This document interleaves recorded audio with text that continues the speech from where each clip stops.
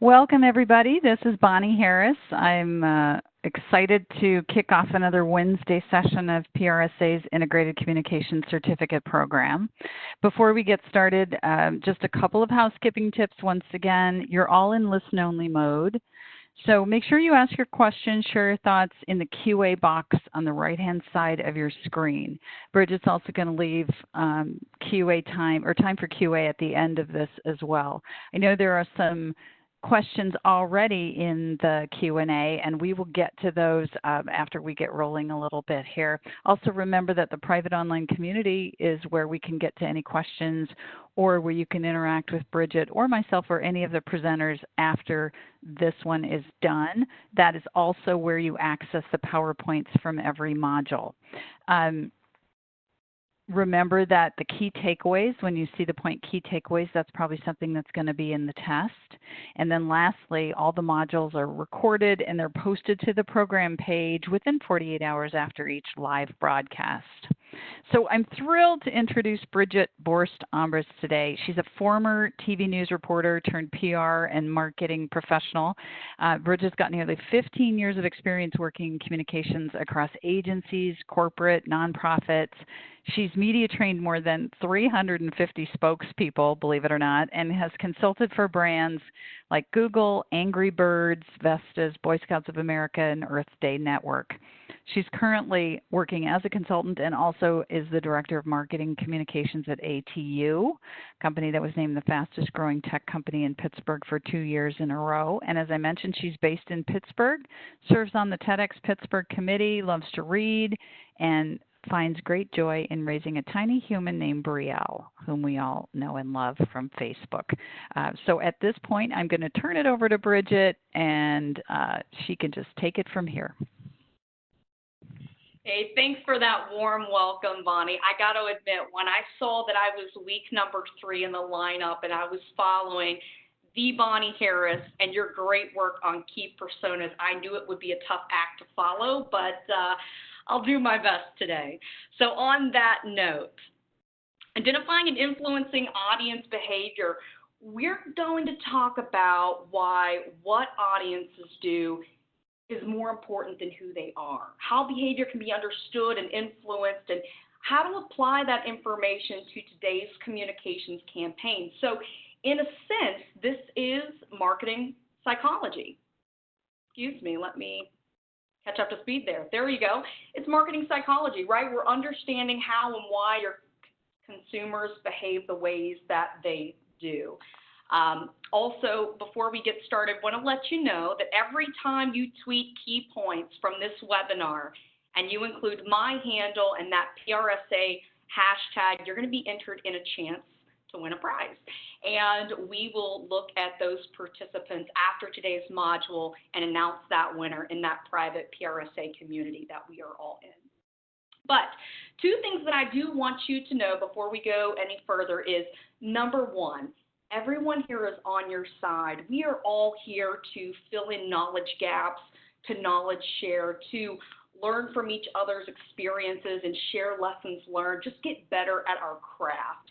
So I want to encourage you to use that Q&A box in the bottom right-hand corner. And if you don't have questions, if you have comments, or you want to draw from your experience, if you just have some insight to impart upon this group, please put that in that Q&A box. We really want to try to make this as interactive as possible. And as Bonnie mentioned earlier, I'm going to do my best to answer questions along the way. And then we have some dedicated Q&A time at the end. But if anything needs further in-depth discussion, we can take that on the online community or even set up some one-on-one time to chat through it. So the second thing I want you to know before we get started is IMC, Integrated Marketing Communications.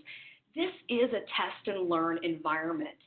You may have heard Bonnie say that a couple of weeks ago, and that just rings so true. We are literally learning this beast as we go, writing the rules as we go in a lot of different respects. So all the more reason to knowledge share today. So together in this next 90 minutes, we are going to dive into what gets customers clicking. These 3 R words, I want you to think about what we're discussing today with this lens. Recognizing customer behavior, remembering customer behavior, and then using that to create relevant information based on that behavior. We're going to go a little deeper into recognizing, remembering, and how to be relevant. But for right now, just wanted to start with introducing these 3 R words to you, because this is pretty much my topic summed up in these 3 R words. We have an audience poll question, so if we could cue that, look for this in the bottom right-hand corner. What do you think is the percentage of people who will choose one brand over another if they receive regularly relevant information from that brand? And Jason, we can wrap up this question in the next few seconds, but I want to just sort of provide context here. So folks, put on your consumer hat. Think about, as you're answering this question, let's say you're researching a new media monitoring tool. You aren't in the intent to buy stage at that point, right? Maybe you go to the site, you download an ebook on one of those tools that you're vetting. Then you get an email about that same topic or tool a week later. You might even get a 15% off offer if you purchase that tool within the next 30 days. You took that first step to learn more about X, and then that company is following up with more information on X, right? So we want to think about this question with that lens, receiving relevant information. I'll give you a short story. So yesterday, I was researching dance lessons near me because my kiddo turns 2 next month. And as some of you may know, a lot of dance lessons start around 2. So I am absolutely in the intent to buy stage within this next month. So I spent about 5 or 10 minutes researching some studios and looking at different price points and comparing different schedules and proximity to my house. And the next time I was scrolling through my Instagram news feed, I saw an ad from one of those studios remarketing to me. And I wasn't off-put by it, right? Like, I thought, this is relevant information. I am out there trying to learn information. I'm trying to get these questions answered. And this particular brand was proactive and timely, right, with relevant information that I was looking for. So it's just an example of being customer-centric. This particular dance studio showed me that, they want me to know about the scheduled times. They want me to see them as available and ready to help. So sort of feeds into this question here, right, like choosing one brand over another if you receive relevant information from them. So I'm looking at these response questions here, and it looks like most of you chose, well, there was a tie there, I guess, between A and C. So the correct answer is A, 75%. 75% of people will choose one brand over another if they regularly receive relevant information from them. Now, going back here, this means we need to create highly personalized campaigns so that they are relevant. We live in an age of information overload, right? People are very good at tuning out the things that do not apply to them. So businesses who are not tailoring their marketing messages to speak to their particular buyers simply will not last long in today's market. So how do we do that? How do we recognize? How do we remember? How do we become relevant? Seeks first to understand, then to be understood. Wise words here from Dr. Stephen Covey that can be applied to so much of what we do in Marcom. Or anybody a Stephen Covey fan here in the house? Click that raise the hand button on the right if so. Yeah, a few of you? Good. I'm not alone then. Good deal. So how well do you know and understand your customers today? That's what we're getting at. And here's what we've learned as an industry. we've learned that targeting can no longer solely rely upon rigid ideas such as where a person lives or how much money he or she makes. We have signals that are more subtle but have greater meaning today. And brands who are putting that new approach into practice are the brands who are winning. So in order to be irrelevant, in order to achieve personalization, having this highly individualized marketing approach that's driven by data, in order to achieve that, we have to seek first to understand. We have to make sense of what our customers do and why they do it.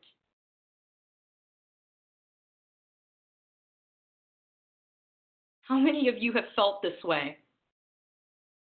Being a marketing mind reader is a tall order, right? I mean, doing our job, it's not always easy. Sometimes, we have taken the most care into carefully crafting messages and they still fall short, right? Being a marketing mind reader is a tall order. That is no secret. And a big part of a marketer's job is understanding how and why our ideal customers behave the way they do. We do keyword research. We do A and B testing. We develop buyer personas, which you chatted on last week. You name it, right? We do all of these things to see where people are most likely to take action. And if we get it right, then we can give people precisely what they want, precisely when they need it. So naturally, learning more about our consumers themselves in addition to their online behavior helps us achieve that holy grail, right, of right person, right device, right moment. And speaking of being a marketing mind reader, check this out. In this next example of a brand, this is a brand who is taking understanding their customer to the next level. So let's look at Target's idea of identifying consumer behavior and how to influence it. How Target gets clued into expecting mothers. Wow, talk about personalized marketing. So I want to tell you a story, but before I go there, I want to give you a little bit more context into how brands, how particularly Target, got to the point at which they knew their customers that well, okay? So as a background here, every time you go shopping, you share intimate details about your consumption patterns with retailers, right? So as many of those retailers, like Target in this case, as they study those details to figure out what you like, what you need, what coupons are most likely to make you happy, they assign every customer what we call a guest ID number.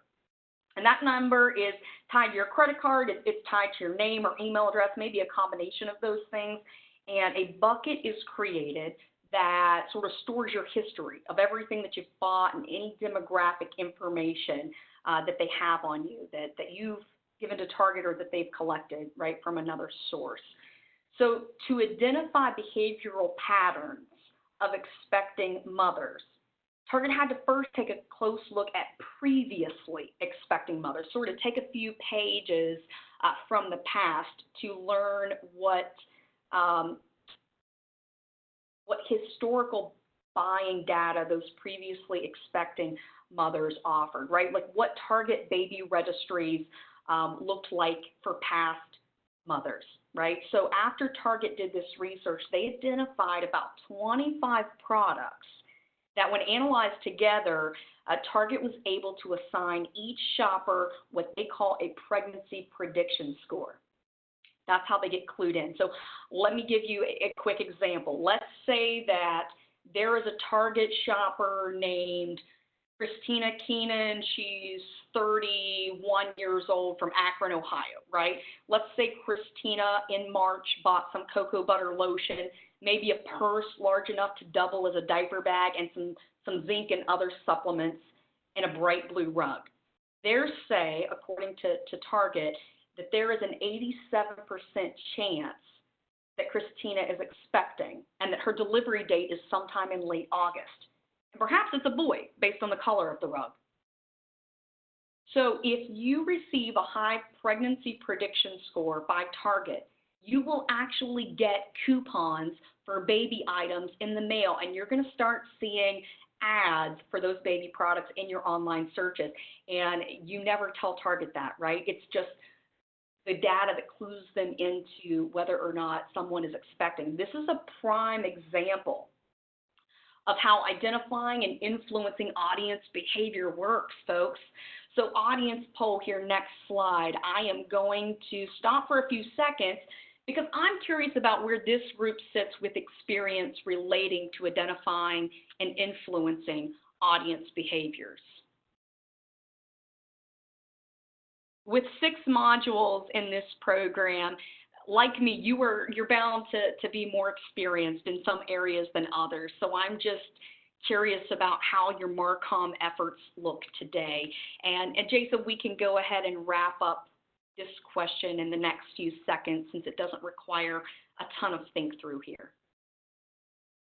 Are you using a behavioral-based approach in your marketing efforts today? And as a friendly reminder, every time you tweet a key point, you're entered again in a chance to win a prize, just in case anybody forgot.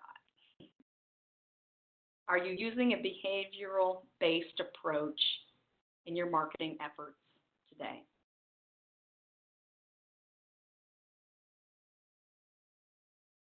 So most of you said no. Nearly half of you said no. And the good news is that you've taken the first step to learn more, to dig in, right, by participating in this module today. So hopefully you will get some practical tips and some insight that can fuel your behavioral-based marketing strategies in the future, and that we can continue this dialogue in the PRSA community and perhaps even connect afterwards, right?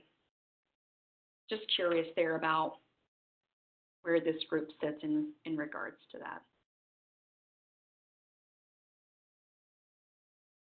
We're talking a lot about psychographics today, but a word on demographics, a short story for you here. I know I've got a lot of stories. As Bonnie mentioned, I'm a former reporter here, so I'll try to keep the stories to a minimum. But quick story on Dell. This was, actually, I'm going to hold on Dell. I'm going to tell you about Netflix. Netflix, you guys might remember this. This was in the news about a year ago. It created a little bit of buzz because Netflix's VP of product came out and publicly described demographic data as nearly irrelevant. He said that Netflix pretty much puts that on the garbage heap because clients and brands come in all shapes and sizes and may have differing objectives over time. So truth to that, right? But don't hear what I'm not saying.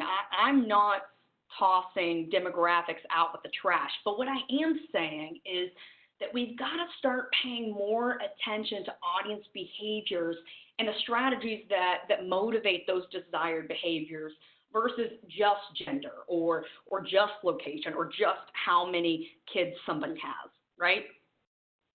So don't toss demographics out with the trash. Hyper-personalized, behavior-based marketing. So how do we do this without looking creepy? Looking back at the Target example, right, about, that brand being clued into moms who are expecting, even though they never told Target that.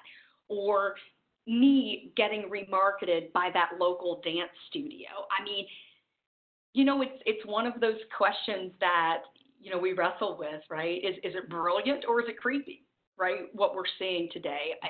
And I don't have a great answer for that, but I'll give you my short answer. In my personal opinion, I don't think people hate ads. I think people hate irrelevant ads. And Bonnie, I don't know if you have anything to add there or anyone here in the group chat. How do we do this without looking creepy? Do you have anything to add or anything that you want to weigh in with there? Please do that, if so.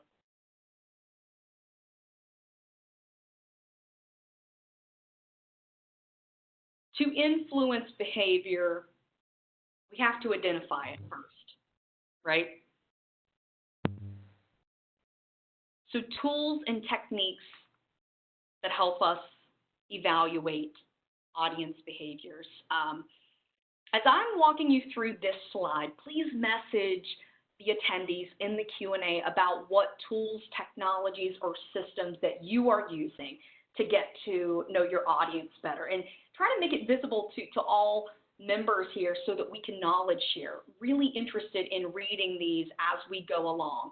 What tools are you using? So number one, you could leverage insights with email marketing platforms from tools like Constant Contact and MailChimp. Look at who's opening your emails. Take a look at what they're clicking on. What kind of action are they taking? Can you identify what day or time your audience is most active based on the email marketing reporting? Or social. You can see who's mentioning your brand, who's retweeting your content, who's commenting on Facebook, sharing your LinkedIn articles. Look at what content, what message, what creative seems to be driving more leads. And go deeper with social tracking and monitoring tools. I mean, there are a ton out there. Many are pay to play, but many are also offer free subscriptions. But just to name a couple off top, many of you I'm sure recognize brands like Social Mention or Brand Watch or Meltwater. What about the next one, Google Analytics, right? You can review your current website analytics. This can be a gold mine of information, friends. Google Analytics tells you what people are doing on your site, what's bringing them to your site, what are they reading, where do they exit and after how long. And, don't overlook internal reporting, right? You can look at what product, what service you're selling the most of, what you're selling the least of, who has purchased it most frequently, and compare your recent events and trainings and webinars, if you're in that kind of business where your company offers events or trainings or webinars, right? Which one of those had the highest participation? Do you get a lot of content downloads? If so, on what topics? What questions or common pain points are surfacing? Leverage the sales folks, leverage others in the field who might have that kind of insight.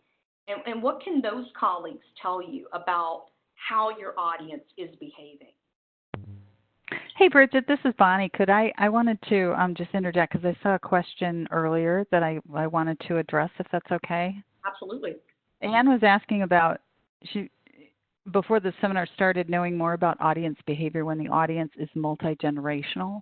And I think that your point about demographics not being important goes to that question very nicely. One of the things that's really important to understand is that we look at behaviors. So audiences that behave similarly might be both parents and students, but if they don't behave similarly, then they are separate audiences. So it's really important to understand that your audience is not just your entire group of who you're trying to reach. You have to segment those audiences based on, in modern terms, behavior, although some people still do it demographically. Sure, absolutely. And then the last there, think of in-depth analysis sort of platforms like HubSpot or Vertica, right, to help provide you with that kind of insight. The simple truth here is that in many cases, we have enough data points to extract valuable information to inform our decisions and improve performance, but most folks simply ignore it, or they don't realize it's there, or maybe they collect a mountain of data, some of which you don't necessarily care about or do anything with. So use those tools and techniques to identify audience behaviors that you care most about. And I'm interested to read, I'm looking through the questions here. What tools and techniques, what do you guys use? I mentioned HubSpot, mentioned Social Mention and MailChimp and Google Analytics. What are you using? Can any of you offer that kind of insight? Okay. Marketing, yep, Constant Contact. Malt water, thank you, Lynn. Mouse flow. I feel like I've heard of that, but I don't think I have used that firsthand. I'd love to maybe talk to you more about that offline, Melanie.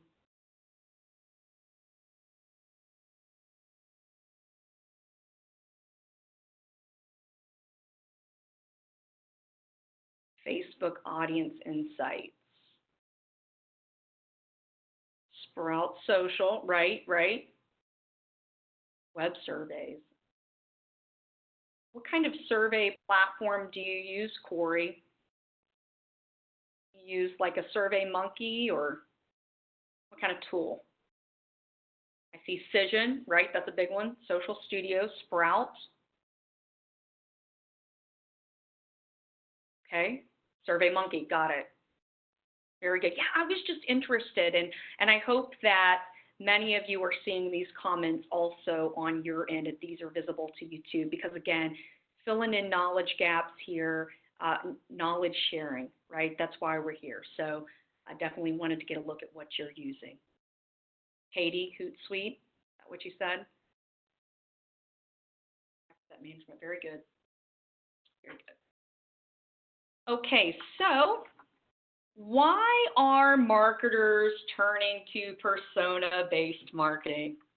Because it's a better way to market, it's a better way to sell, it's a better way to help your customers. And I don't want to spend too much time on personas, since you went pretty deep into this topic last week with Bonnie, but as a short refresher, these are semi-fictional representations of your ideal customer based on market research and real data about your existing customers. So when you're focusing more on what customers do, like these personas do, right, then you can generate campaigns to get them back sooner to your site, or to buy a little bit more time the next time they come, right? Buy a little more. Maybe it's a combination of those things I mentioned. But if one of your personas tends to spend more time on Facebook compared to another who prefers email, you're going to know which type of content needs to be in each place, right? Case in point, that dance studio knew that I was on Instagram and that they could reach me with that relevant content on that channel, right? Your prospects want they want content that interests them, and they want it found in the channels they already populate. I saw a stat a few weeks ago about behavioral targeted emails. Behavioral targeted emails see almost a 60% increase in open rates. So that's one reason, right, why marketers are turning to persona-based marketing. Behavioral targeted emails see about a 60% increase in open rates. Wow. I want that little mind-blowing emoji, you know, on your text keyboard when I saw that. And Bonnie, you talked a lot about persona-based marketing last week. Is there anything that you feel like warrants just a refresher, anything to add as it relates to persona-based marketing? Because I know this is such a big part of the series and this certificate program. It's a really important and piece of what we're discussing. I would just say that as it applies to audiences, what you want to try to do is think about personas in aggregate as you develop strategies for an audience. And what personas do is they help you really kind of get to know those quote-unquote people a lot better. And so I feel like not only do they give you data about how to address these people, how to talk to them, when to reach them, all of that, but it also kind of increases your, and for lack of a better word, almost intuitive sense of how to reach them. Because the more comfortable and the more you get to know these personas, the more it's almost natural to create the right voice toward them. And as we all know in integrated marketing, one voice and a common voice across channels is often the key to getting them to become familiar with you. And as they become familiar, of course, you become more agreeable as a brand. So that's how it fits into kind of audience behavior, getting to know them sort of as an audience of one, and then building that up in aggregate to develop your strategies. Hopefully that answers your question, Bridgette. Yeah, right. Absolutely. Just wanted to see if you had anything to tack on there because it's such a big topic and a really important one at that. I'm curious to read some comments from you folks in the Q&A box in the bottom right about why you have turned to persona-based marketing, if you have at this point. What was that driver for you? I'd like to read those as we go along here, but at this time, I got a key takeaway for you. The bottom line, when you combine behavioral targeting with interest and demographic targeting to create personas, it can help brands design the most effective, creative, and message and channel for each audience, right? So turning to persona-based strategies and focusing on what audiences do versus who they are has improved targeting because it identifies consumers moving into that consideration phase and speaks to them directly with relevant messages.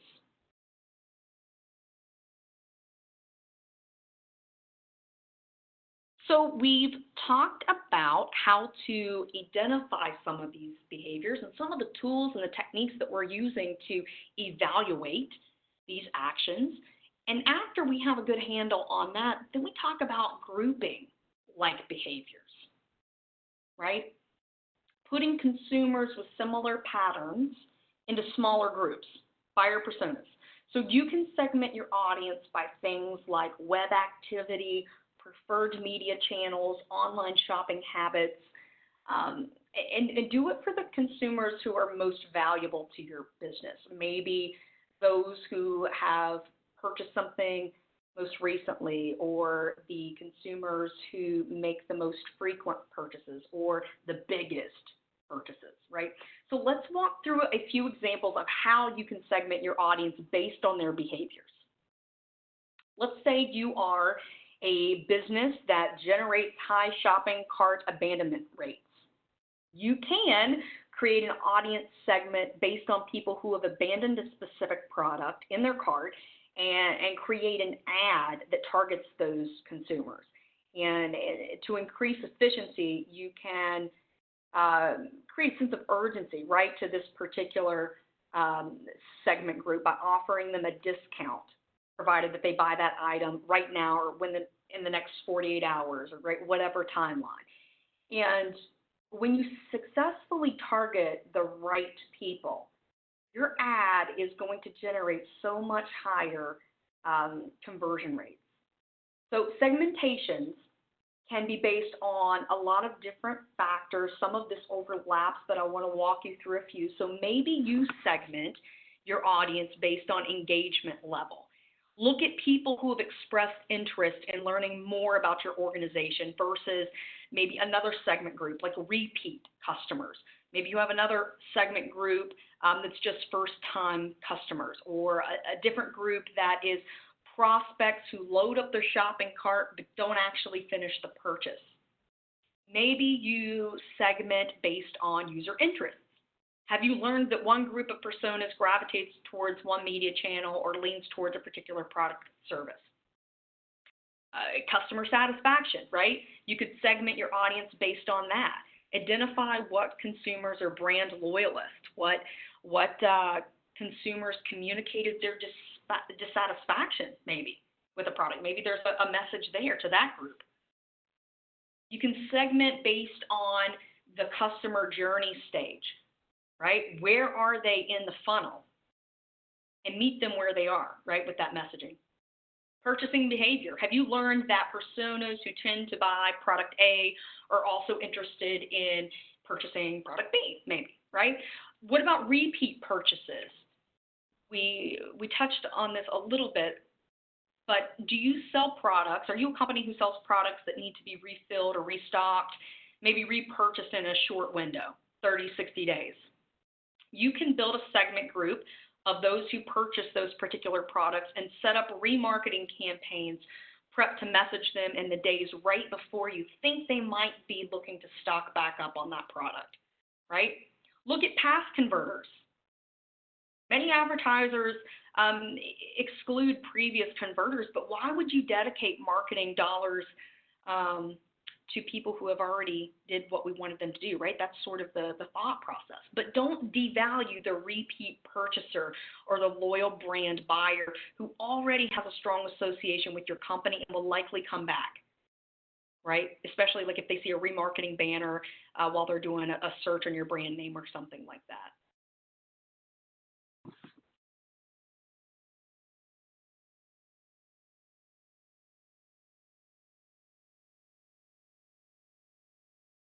Audience poll here. I want to know, as it relates to this topic, identifying and influencing audience behavior, what would you say is your biggest challenge?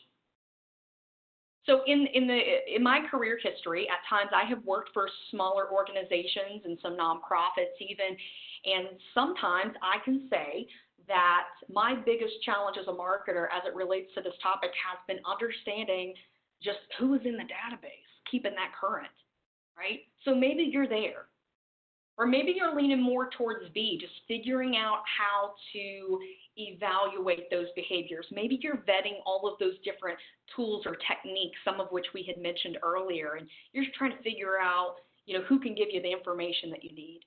Or how to segment your audience. Maybe right now you segment mainly by demographics or maybe some level of behavior, but you want to do that a little better, right? Improve that segmentation.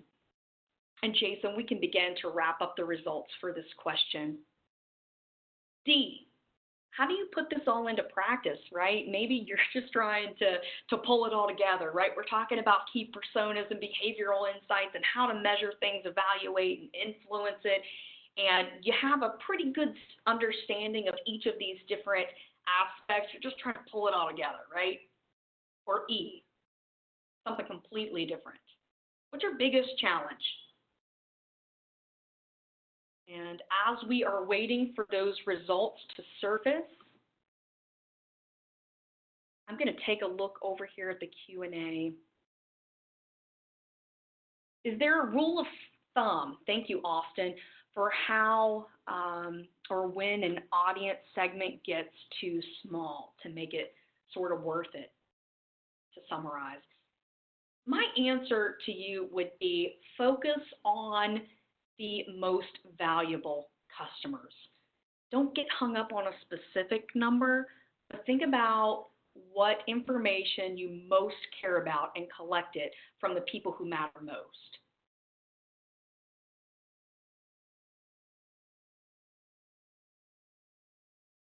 Sandra, your biggest challenge is convincing the program/product owners that we should adapt based on this data rather than continuing to repeat what has been done before. It's an internal communications challenge. And I imagine you are not alone, Sandra. That is challenges some others also. I hear you.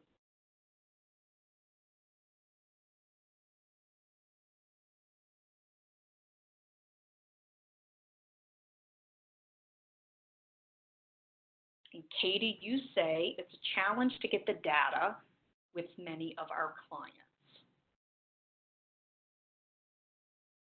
What do you mean by that? Can you elaborate? And if not now, maybe we can continue that conversation in the PRSA community there. All right, looking at the polling, going back here, it looks like most of you said D.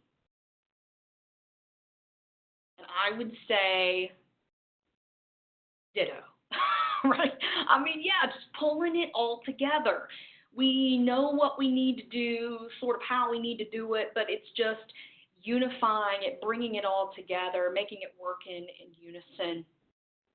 And I cannot remember who said this in the forum a couple of weeks ago. Sandra, I don't know if that was you, but you had this beautiful illustration of, integrated marketing, right? Like you painted this picture of a symphony conductor, right? Forgive me if I did not credit that to the right person, but whoever that was in our group, that was a really brilliant illustration. I took a great interest in reading that.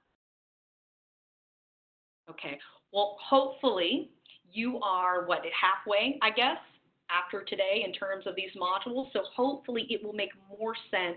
You could put more of what you're learning into practice, apply a lot of these concepts of knowledge, be able to pull that all together like that symphony conductor at the end of this program, right? That's the goal. You're halfway there. So offering an encouraging word that I am confident that you will be able to pull all of this into practice over the next 3-ish weeks. So moving beyond evaluating audience behaviors, how do we begin to influence it, right? Thinking back to that target example that we touched on earlier in the presentation, right? They influenced it, right? They identified it first and then they began to influence it. So behavioral marketing, particularly remarketing, works because users receive messages tailored to them. Friends, let me tell you, in a world where 50% of people feel like they receive too many emails, these personalized campaigns are making a difference. This is a higher converting form of marketing, right? So why are we turning to persona-based marketing? Why are we leveraging behavioral-based marketing? It's a higher converting form of marketing. That's a key reason why we do it. You know, I was thinking of the Dell example earlier, but I'm going to use it here. So Dell said its website had plenty of visitors. Traffic was not an issue for them a couple of years ago, but many of those visitors on their site were leaving without buying anything, okay? So as a result, Dell wanted to find out which products each visitor was interested in so it could cater appropriate messaging to these specific folks, right, to encourage the sale. So Dell analyzed visit history. They created remarketing ads featuring the products that these customers or this segment group either viewed, searched for, or put in their carts but did not buy. So when they delivered this appropriate messaging and became super customer-centric and personalized and started remarketing, the result of that was higher click-through rates, higher conversion rates, higher, ROI, including online ads. They had a 70% higher click-through rate and triple the conversion rate. It was just, the results were dramatic. So taking a close look at what audiences do versus who they are improves targeting and tailored messaging. Key point. This kind of targeting identifies consumers moving into a consideration phase and speaks to them directly with relevant messages. Going back here to the Q&A because I want to try to stop and stay on top of these. Nancy, that was you regarding the symphony conductor. Awesome. I loved that.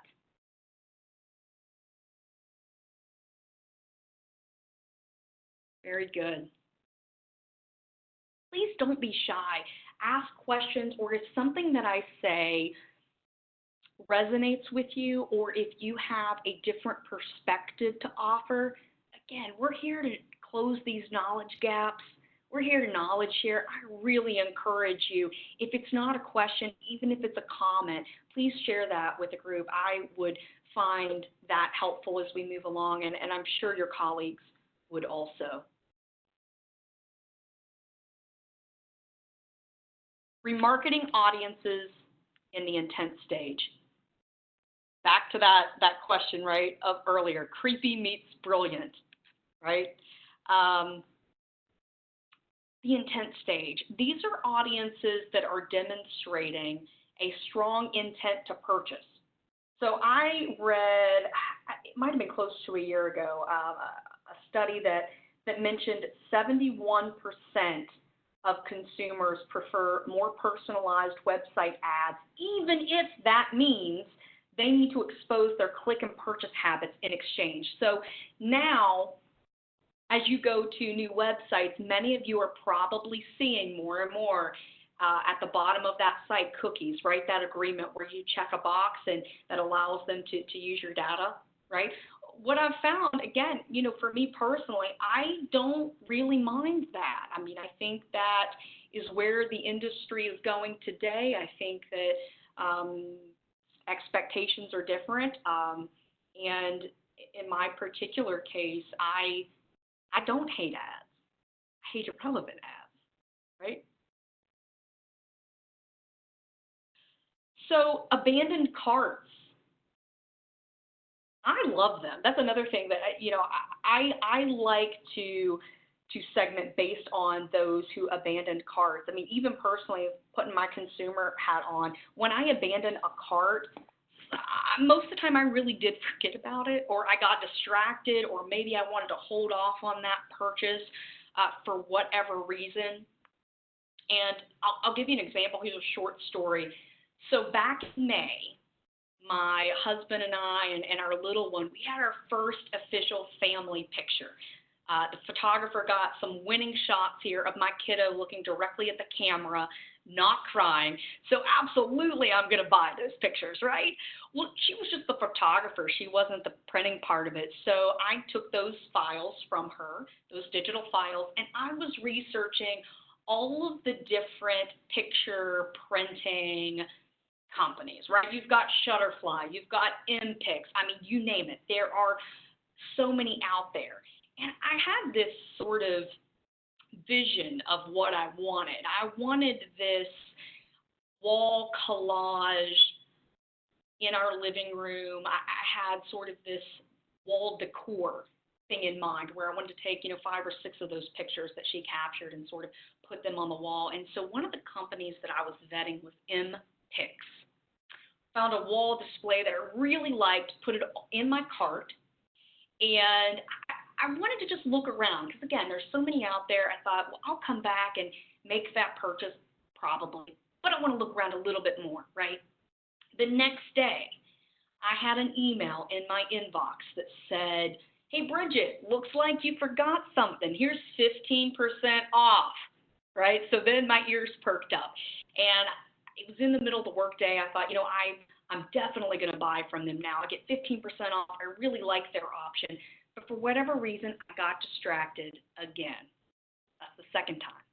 A week goes by, and I am remarketed by MPix in my Facebook newsfeed and in my Instagram. So it keeps MPix standing out amongst the competition to me. It sort of keeps MPix at the top of my mind. And about a week later, I get another email from them that says, hey, Bridget, since you're a first, and I'm paraphrasing, right? But hey, Bridget, first-time customer, you get 50% off, not 15, 50% off. Well, now you're speaking my language, and I may have gotten distracted the first time and the second time, but I'm sure is not getting distracted the third time because you just said 50% off. So, I mean, that is case in point. Like I was that classic go-to pull target based on my behavior. MPix wasn't targeting me because I was a mom in Pittsburgh, right? It wasn't targeting me by some of that demographic data. I mean, they were looking specifically at my behavior. I had abandoned my shopping cart. They reached out to me, were customer-centric, used remarketing, and I was intrigued and excited by those offers. I felt like this content was exclusive to me, and it was timely. So, this audience, the intent to buy audience, I mean, why not aggressively bid for those people like me, right, with MPix, who make it all the way to filling out the shopping cart and then just didn't click buy? Because when this group comes back, you can offer them something that would incentivize them to buy, including discounted shipping or coupon. Just make it easy for them to come back and whip out their credit card and make that final step to purchase. The behavioral-based marketing approach, it comes down to developing better audience models and even sometimes looking at emotions and moments. And speaking of micro moments, Bonnie has an exceptional blog post up on micro moments. And no, she did not ask me for that plug. It is just relevant to what we're talking about now. And if you do not follow Wax blog, they offer a plethora of really great pieces. And there's one right now relating to micro moments that this group may be interested in reading. But when we are powered by data, consumer data, we begin to understand things like behaviors, right? So have customers demonstrated behaviors that indicate interest in a specific or related product area? Have they actively sought out or mentioned a particular product or service, right? We begin to understand when we have this consumer data more about emotions. So has a particular product or service suddenly become more relevant, right? Are consumers posting emotional responses that suggest they would be receptive to certain brand messages? And then moments, right? When we have this consumer data, we begin to understand moments in a better, in a more real way. Has a trigger like weather or transportation or other live events caused a product or a service to become suddenly relevant, right?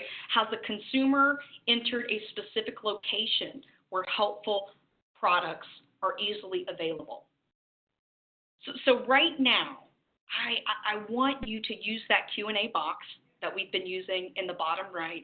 And I want you to put your consumer hat on, not your marketer hat on. And I want to know, what's the most effective use of personalization that you've recently seen? And I'd love to read some of these examples, not just necessarily on this particular slide, but as we move along, think about that. Give that some thought and share that with the group here, if you will. Hey, Bridgette, I wanted to point out there are some questions in here that are, I think, really relevant about, with remarketing, aren't we training consumers to kind of wait for a better price in the long run? And then Christy has a question too about what you can do if you can't offer discounts. So I thought you might want to address those. Yeah, sure. So the first question, I would say yes. Maybe so. Maybe we are training customers, and that may just be the world that we're living in. Yeah, I hadn't thought of it quite in those terms, but I guess so, in a way. And then the second question being, how do you offer some of these incentives, right, if you can't necessarily offer discounts?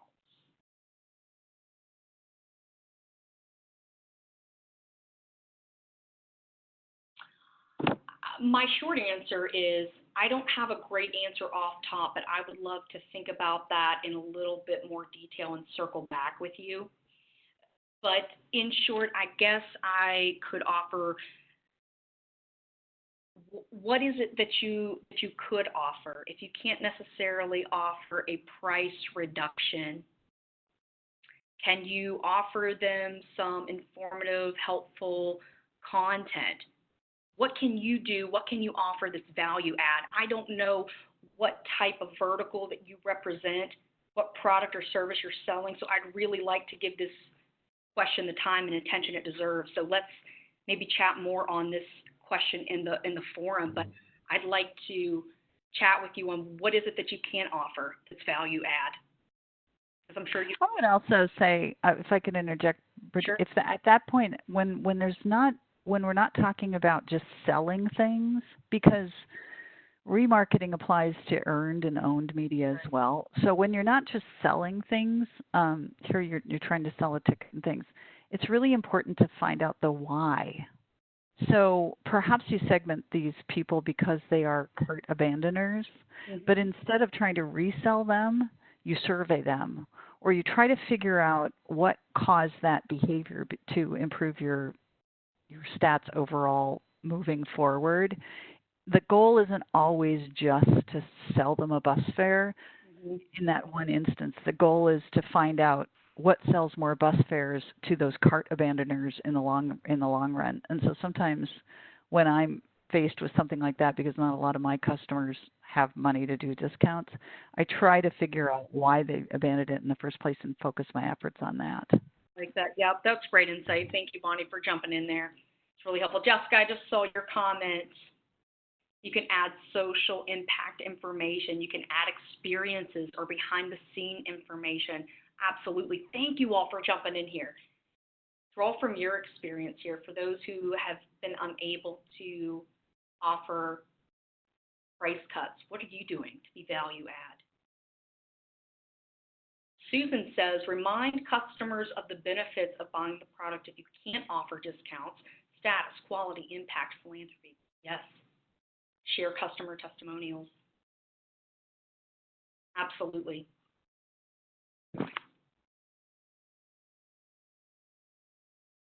Yeah, I like that too, Bonnie. Responding with content that's helpful. Absolutely. So, did any of you have any examples that you could share about what is the most effective use of personalization that you've recently seen? Thinking back to my dance lessons example, right, when it was certain studios near me, or the InPix example, right? What have you all seen? And feel free to think on that and continue adding that to the Q&A box as we go along here.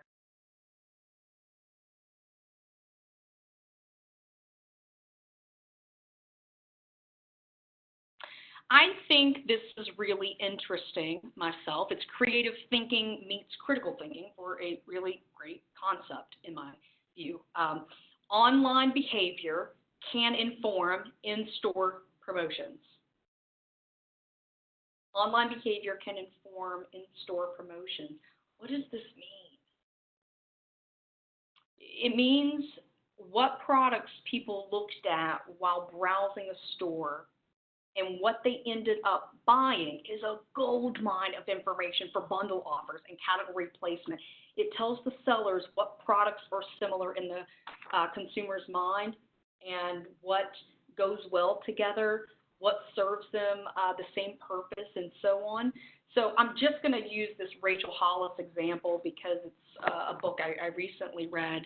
But let's say people who buy Rachel Hollis's Girl Wash Your Facebook also buy Brené Brown. I'm a huge Brené Brown fan. If you are too, please hit that raise your hand button on the right. Love Brené Brown. So anyways, it makes sense, right, that people who buy one of those books or another, to group those books alongside each other in the store, right? Because the thought process is if people online are buying those books together, or they're buying one right after another, or they're searching one, researching one, but they go with the other, like people, you know, in the brick and mortar stores will too. So let's create more effective promotions by letting that online behavior inform in-store promotions. Christy, you say, Kate Spade sent me a discount, then told me the product was sold out, and showed me 3 other items that were similar to the item I have in my cart. Wow, interesting. One I did end up buying when they sent me another email telling me one of the 3 suggestions was available as a bundle for an additional discount. That's a great example. Thank you for offering that up, Christy. Any more examples of personalized marketing that you can point to? Okay, Charles Terwitz sent me to their guide store to try it on. That was right by my office. Yeah, case in point. Thanks, Austin. Very good. And keep those coming as we move along here. Let's talk about how behavioral targeting works to create these personalized and profitable experiences. It's all about tracking user behaviors online and collecting pieces of data from those behaviors. We touched on this in a couple of the examples thus far, but I want to spell it out in a little bit more detail here. So in brief, the process often involves 4 steps. Number 1, collect cookies. This is when users visit new websites or they create an account and a cookie is placed on their computer. It's stored either temporarily on a local memory drive from which it's deleted after the browser is closed, or more permanently on the device's hard drive.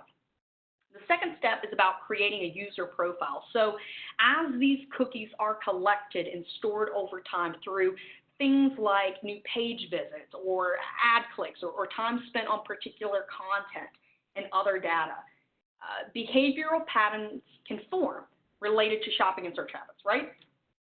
The third step is this is where segmentation based on behaviors comes into play. Segment audiences into smaller groups. So using the patterns and profiles created, you can separate users into different target market groups. And once these distinctions are made, websites then focus on behavioral targeting. They're aware of purchasing trends and interests and likes and dislikes of the members of these individual audience segments. And 4, only share relevant information. One of those 3 key words again that could sum up my entire presentation: relevant. Share relevant information. At this point, instead of receiving random ads, customers will only see custom, personalized ads that draw from past behaviors when they reconnect to the network or website. So that is a little bit of the technicalities behind targeting based on those behaviors in a step-by-step way. Jessica, your pharmacist calls you on your birthday. Wow, that's awesome. You know, once upon a time, I was the director of alumni and communications at a small liberal arts college, and I took it upon myself. We were trying to get personal with alumni, right? We were trying to build relationships. The college had gone through a merger years ago, and folks weren't as engaged. There was some bad blood a little bit during that transition, and we were thinking about all kinds of different ways and creative sort of out-of-the-box things to really pull them back in and show them that we care and that we want them part of the community, even though the school had a new name. And I remember calling every single alum whose birthday fell on a weekday to wish them happy birthday. And so your story about your pharmacist doing that brought back a fond memory. And you appreciate that, right? I mean, I got really positive feedback from the alumni who, you know, heard from me as the alumni director at the time, and I'm like, hey, Gary, happy birthday. And he was like, wow, you guys took enough time to realize it was my birthday and then call me, right? So I think people appreciate that, and I imagine you probably do too, Jessica. Bonnie, I see your answer here, healthcare, marketing for flu shots.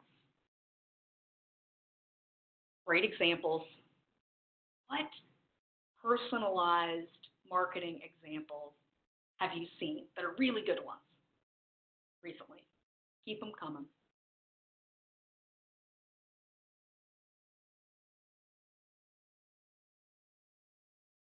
Okay. Yeah, so talk about recognizing, remembering, and creating relevant ads. This sort of feeds into that Kate Spade example, right? Do any of you feel like this about Amazon or other favorite brands? It is crazy, right? How well some of them know your spending habits. This is what I see when I log into my Amazon account. Why? Because Amazon knows I have a toddler who is almost 2, and we are knee-deep in potty training. So you're going to see those toilet training products in the top left-hand corner, some other baby products in the right. And despite my best efforts to bring my husband over to the better side, he is probably the biggest Prince fan in the world. And I'm a die-hard Michael Jackson fan. So we're a divided house there, but on occasion I indulge him, right? And I buy some Prince things every now and then. So Amazon knows that, and they're putting that in front of me as a suggested item that I might be interested in. And my cousin is getting married next month, so I have been purchasing some items leading up to her wedding for the bridal shower and the bachelorette party and so forth. So you'll notice some bridal items there in the bottom corner. So crazy how well Amazon knows me and my spending habits. Okay. Key point on this next slide here. These rich insights that we just chatted on, right, in that Amazon example for me, and some of the examples of personalized marketing that you folks have shared here with us today, These rich insights should inform every component of your integrated marketing communications strategy. So from developing communication strategies based on an understanding of your most important audiences and their behaviors or affinities and so forth, to optimizing media buys based on knowledge of their purchase processes, audience insights set the stage for marketing investments to produce better results and results that improve over time. So use these insights into your customers' needs and wants to identify the topics that your folks want to learn more about, and then create content around those topics. There was a survey a few years ago now, but it was about, I think it might have been in 2015 or so, but at any rate, the study showed that 75% of online consumers get frustrated with websites when its content or offers or ads have nothing to do with their interests. And not only do consumers get frustrated with irrelevant content, but they're also willing to leave the site completely. Let that sink in, right, in terms of adding to the importance of what we're chatting on today about recognizing, remembering, and being relevant. Bonnie, do you have anything to add about informing, letting these insights inform every component of your IMC strategy? Well, I was actually, we had a really good question a little while ago about how, most of the examples, because they're most of the ones that we can relate to, or everyone can relate to, have been B2C examples here. And Nancy was asking about how remarketing and how audience behavior is affecting B2B, especially, for example, a long sales cycle or a very expensive product. And so I thought maybe since we've got a little bit of time here, we could address that a bit and talk about like where some of this online motivation, because that's really what we're talking about here, affects B2B, which is a much more hybrid type of sales cycle. And my initial response, and I'll let you add to this, Bridgette, was that for B2B, and depending on the size of the purchase, if you're talking about something that costs potentially hundreds of thousands of dollars, like enterprise software, which was Nancy's example, usually remarketing and some of those types of audience behavior motivation happen at the top of the funnel, as we say in Salesforce, or at the very beginning of the buying cycle.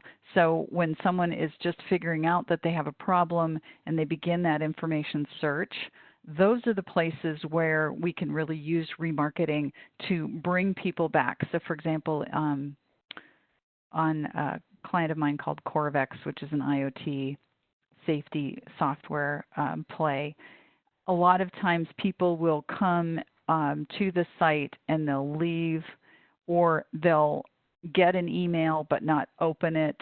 We'll often use remarketing, and it's not just Google AdWords. It might be remarketing to them in LinkedIn, for example, to try to get them to re-engage again and read a specific piece of information that may not be about the software itself, but may be about a particular problem that's very relevant, as to Bridgette's point on relevancy, to their issue. And so the point is, within B2B, much more focused on lead gen than it is on the actual purchase, and so it's a lot earlier in the funnel. And we're still figuring out, and it varies dramatically by brand, because I work with a lot of B2B brands. It varies dramatically how those audiences are behaving in terms of the message that we're sending, and how they're behaving in terms of what they're doing online in general. So each brand typically, and each product, has a really hybrid behavior cycle that goes some online and some full service, and the trick is figuring out how far along you can get them in that buying cycle online and sort of in a self-serve fashion before the rep has to jump in. And so remarketing is a really complicated topic when it comes to B2B. And, Bridgette and I have frankly been working on a couple projects together that are both based on B2B, one an e-commerce and again the software one. So I don't know if you want to add something about how to segment audience behaviors within B2B as it applies to where they're at in the cycle, Bridgette, to that? Sure, and I agree, Bonnie. Big focus on lead gen there, and just for context, so I work primarily for an IT solutions provider, and we serve mainly enterprises across the country. We serve a variety of verticals, but do lean healthcare, and so we create remarketing that addresses those pain points that Bonnie was chatting on. So we work with IT leaders who want to keep up with the growing complexity of IT, but they're usually frustrated because they're spending money, they're spending resources on their systems and applications and just not seeing results. So some of the pain points, some of the questions that we try to answer in our marketing is, do you want to improve efficiency and cost control? Or are you interested in a better endpoint security strategy? Do you need to optimize that end user experience? And in terms of how to segment our audience based on behaviors, we do that in a few different ways. We segment based on who has purchased a service from us in the past 90 days. We segment based on folks who have either attended a webinar, attended a training, some type of event, they've requested more information, maybe they've scheduled a meeting, they've accepted a meeting with us, but they haven't actually purchased anything. Right, so they're engaged. They're at the top of the funnel. We're trying to pull them down, to the funnel. But that's a group we segment. Folks who are engaged, but they haven't yet bought anything. Right, and then sometimes looking back to historical campaigns, we have segmented based on prospects who made it pretty far down the funnel, but then ended up going with a different solutions provider. We want to know, we want to keep ourselves top of mind, especially if they're reconsidering that decision to go with that other service provider, 60, 90, 6 months out, right? We want to stay top of mind and make sure that we are answering questions to their pain points and we're tapping into that emotional element. What are they frustrated about? What can we do to solve their problem? So that's a couple of different ways that we have segmented. Again, I'm speaking from an IT solutions provider, very much B2B world, but I am absolutely happy to continue this dialogue in that PRSA community or chat with you one-on-one if you want a little bit more specific counsel around that. But thank you. That's a great question. Stop in the name of love, because I love these resources. So as we are checking our knowledge gaps, as we are knowledge sharing, I want to put this list in front of you. And this is certainly not a comprehensive list of the people and the resources that I turn to, but I did want to give you a short list of some of my favorites. And I'll start by the 2 handles, Twitter handles at the top. If you're interested in going deeper with identifying and influencing audience behavior, everything that we are talking about today, I would encourage you to follow those 2 folks. 2 Bob's podcast, really bright, funny guys who are on this podcast, but I would say it definitely leans more towards folks in the entrepreneurial world and in the agency world. Not that you couldn't find value in this podcast if you don't make up that profile, but I do think that you're going to get a little bit more value out of what they have to say if you're an agency or an entrepreneur. And this particular podcast doesn't necessarily focus on this specific topic that we're chatting on today. It's more broader, but great resource to check out and see if it's your cup of tea. Wax Marketing Vlog. This is Bonnie's shop, and she can go pretty deep on what we're chatting on today, identifying and influencing audience behavior. I mentioned that Micro Moments blog post that her team published a couple of weeks ago. That's a great one.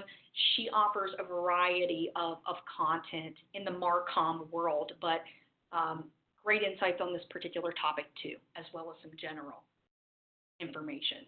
So if you don't follow Wax on Twitter or follow their blog, I would absolutely start there. And then HubSpot, I'm sure that's a crowd favorite, and you folks recognize that name for sure. Great resource for a lot of different tools and templates. And duct tape marketing. If you're a small business, if you're a nonprofit, I would encourage you to check out duct tape marketing. Maybe not as relevant if you're enterprise, but definitely if you're a smaller company, if you're a one-man band, he's got some really smart turnkey advice for you.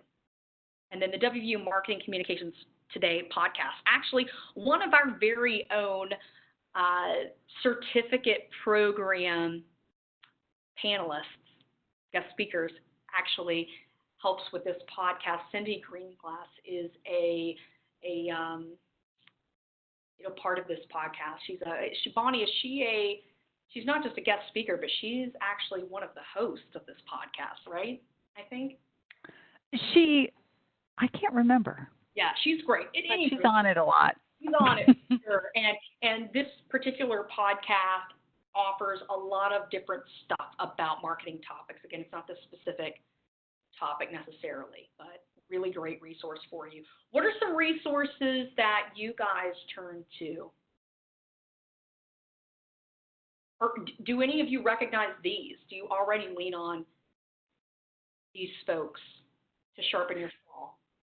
I would say one that I read on a daily basis, Bridgette, is Marketing Profs, and the great Ann Handley, who presented last year at ICON, is someone that I really like to read. I also like to read Lee Oden at Top Rank Marketing. Their blog goes really deep into a lot of things that are kind of a cross section of digital marketing and communications.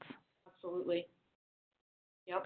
As people kind of put those things out there, I think are we in the Q&A? We've got about 13 minutes left. And there was a question that I saw earlier, Bridgette, that I thought was a really, really good question, and I wanted to pull it out and maybe chat about it for a second here.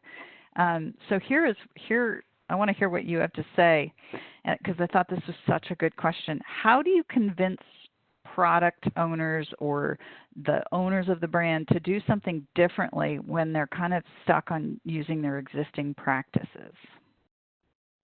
Oh, if I knew, I'd tell you, but no.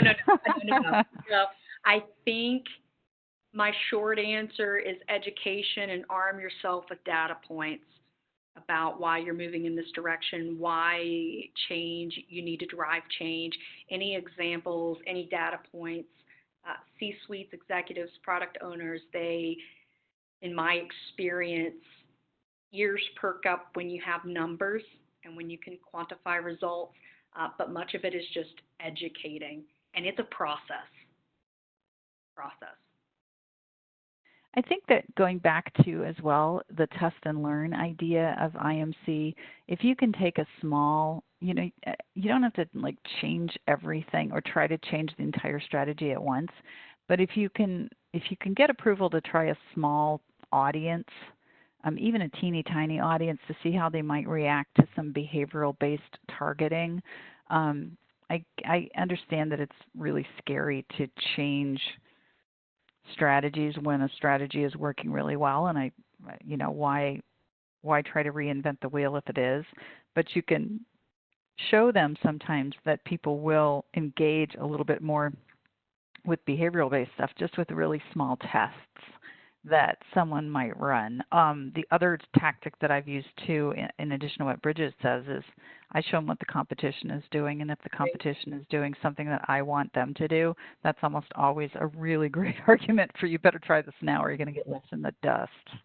Right. Does anybody else have any responses to kind of what things they've done to kind of convince product owners to move the needle or to kind of move out of their comfort zone. That would be really interesting to me. There was another question earlier on in the chain that I saw that I know you addressed some of it, Bridgette, but I thought it was a good one. And that's like, what are some behaviors that we can segment or capture that are related to owned or earned media behaviors rather than how just they're responding to shopping carts or paid media? What are some that people can kind of segment that's based on engagement with owned or earned media, in particular earned, because I've always wondered about how people are interacting with PR and whether we can segment them that way. Right. So earned and owned. I mean, I would counsel you to look at your downloads on your website. Like, who is, if you're looking at your own social channels there, who is retweeting your content, who is commenting, who's liking, right? And those folks are engaged. They're a captive audience, and so that is one of the ways that I would take a look at segmenting based on some owned media. What about segmenting that's based on not how they're just relating to the brand, but behavior in general? Right, right. Well, I think it goes back to those behaviors and moments and, what's relevant, right? The behaviors, the moments, the emotions, how to tap into that. So following hashtags, following things that you can tap into, and it goes back to, what are people frustrated about? What are people really excited about? And how can you be there in a timely, relevant way to address that and show up? That, simply put, I mean, that's what we're getting at. Would you agree, Bonnie? I do. I think there's, and I'd love to hear what other people have to say about this. I think there's just an over-eagerness to get people to engage without really understanding what your end goal is. We talked about that last week, that there's just too much emphasis on just people engaging with something, and whether or not that engagement drives them through the buying cycle or through the customer journey or whatever you want to call it is being ignored. So I would say I want to see the behaviors that really tend to turn into something, and I try to identify that.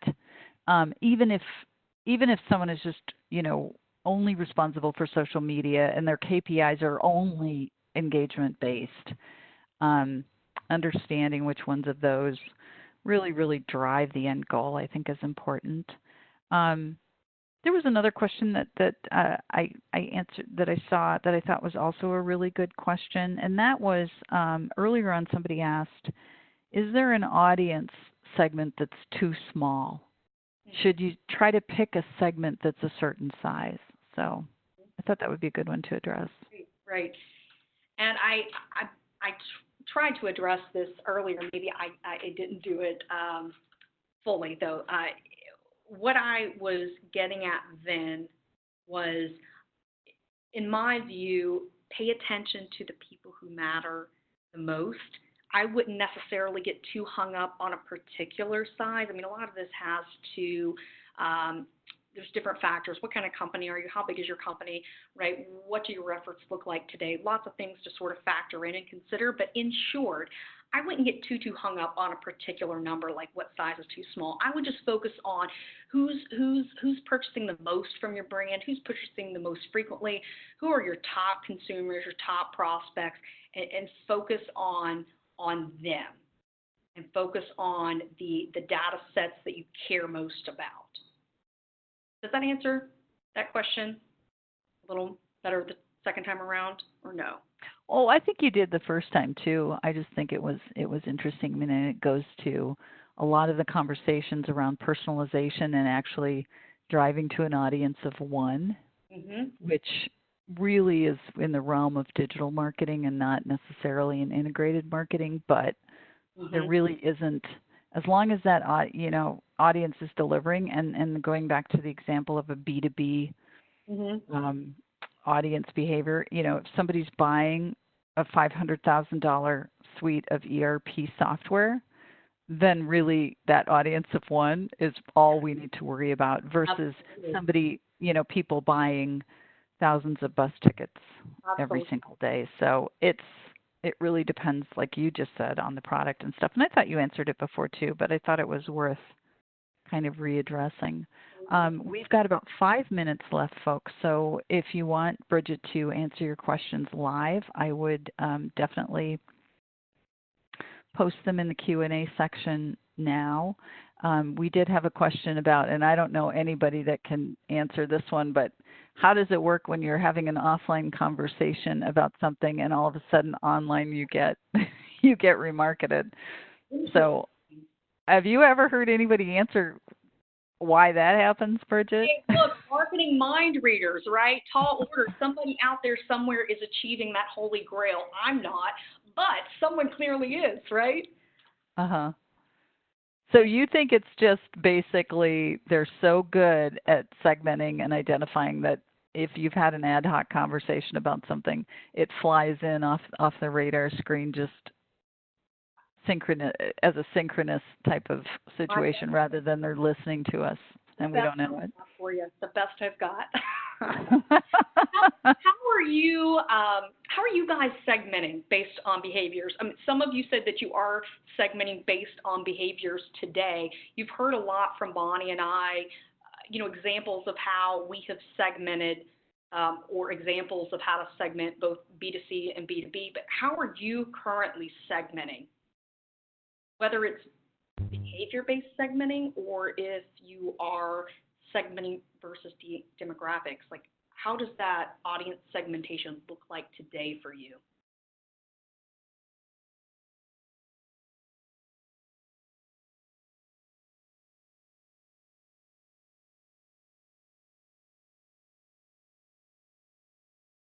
Faith, I'm just seeing your comment now in terms of where you gain insights. Amazon review of products or similar competing products. Okay.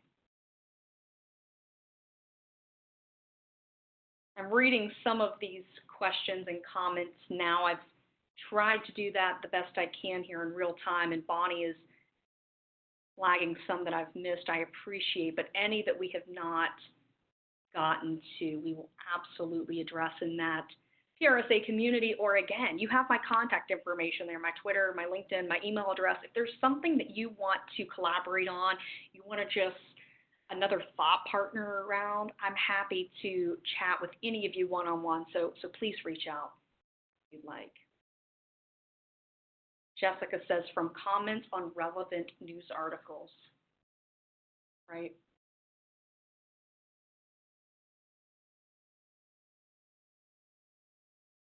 Any more questions coming in?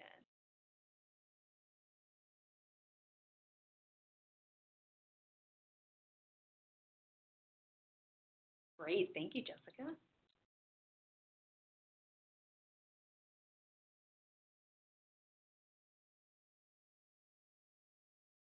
I do not see any more questions live.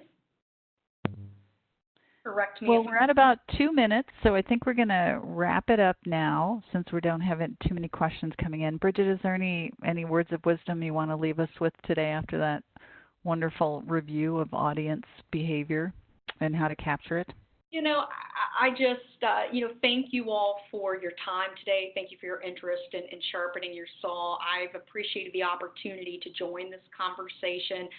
Really big fan of knowledge sharing here. So please connect with me afterwards. And I would just encourage you, as you put together your integrated marketing communication strategies, as you take another look at behavior-based strategies, think about those 3 R words, right? As you plan and as you execute. Put your consumer hat on, be consumer centric. Are you recognizing behavior? Are you remembering it? And how can you be relevant based on those things, whether you're in B2B or B2C? Like, what does that mean for you? Make sense of that, apply that to your vertical and your line of work and in your position and the folks who make up your team. Like, how can you be relevant? How can you remember? How can you recognize? But Appreciate your time. Thank you for the great questions. Thank you, Bonnie. Thank you, Jason, for your hard work in the background there. And I hope to connect with many of you and continue the dialogue in the forum and elsewhere. Thank you. Thanks, everybody. That's a wrap. Look for this recording in your online forum in about 48 hours. And Jason, thanks for your technical help today. Have a great afternoon, everyone.